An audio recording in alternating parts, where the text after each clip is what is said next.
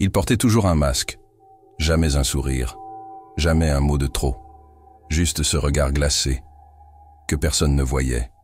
Dans les années 90, à Naples, il contrôlait des docks, des entrepôts, des hommes et même des flics, sans visage, sans nom.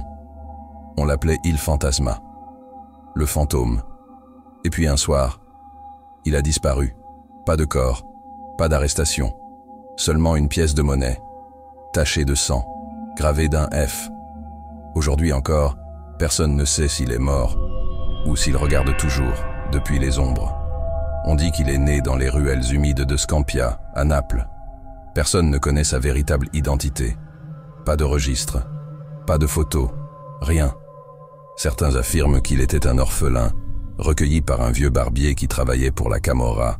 D'autres disent qu'il était le fils illégitime d'un magistrat, élevé dans la haine du système. Mais ce qu'on sait, c'est qu'en 1990, un nouveau nom commence à circuler dans le quartier de Forcella. Pas un nom, en fait, un surnom, Fantasma. Personne ne l'a vu. Mais quand son nom surgit, des corps tombent, des entrepôts brûlent, des cargaisons disparaissent.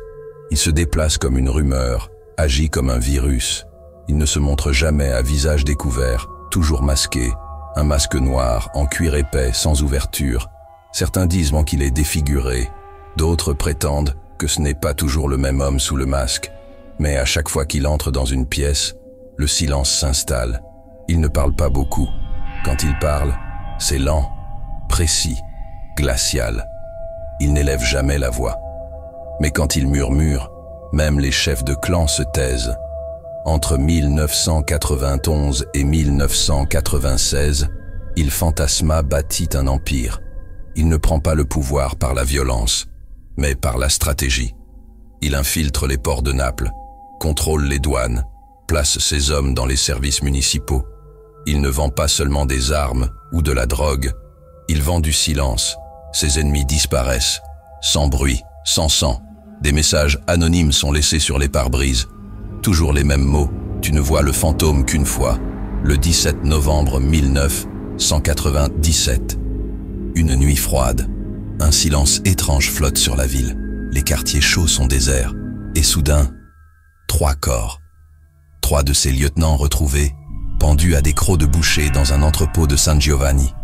Pas de signe de lutte, pas de caméra, juste cette pièce, posée sur une caisse, gravée d'un F. Les rumeurs explosent.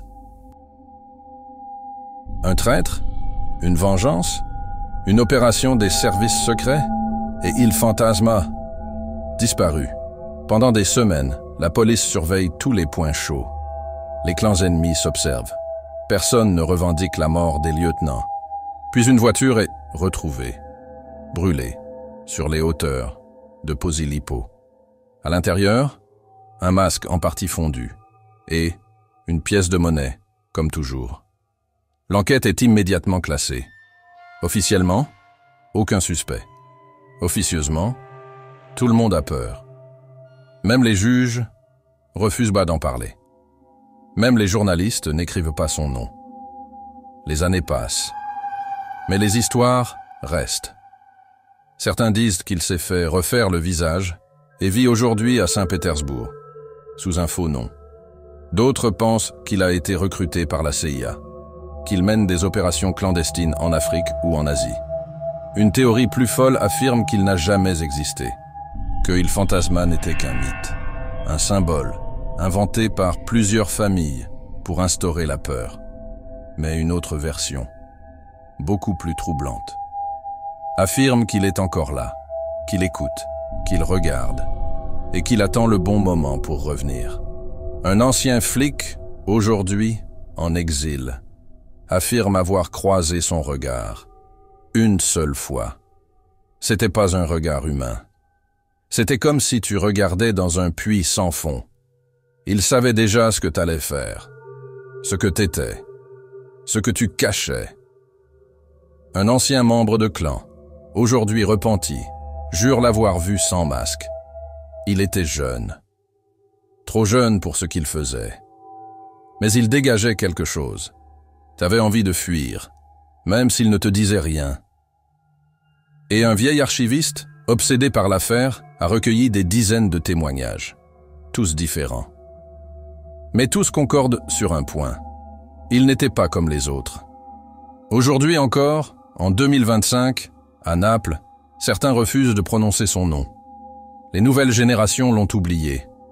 Mais les anciens, eux, se souviennent. Parfois, dans les ruelles, on retrouve une pièce, gravée, d'un F. Et à chaque fois, un silence s'installe dans la ville, comme une vieille peur qui se réveille. Et si le fantôme n'était jamais parti? Et si c'était lui qui écrivait encore l'histoire?